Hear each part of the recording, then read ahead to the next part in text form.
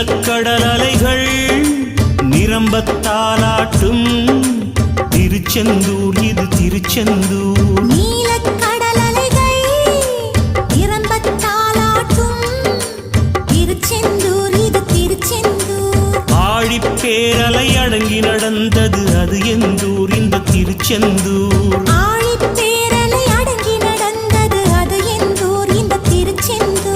திருச்செந்தூர் இது திருச்செந்தூர்.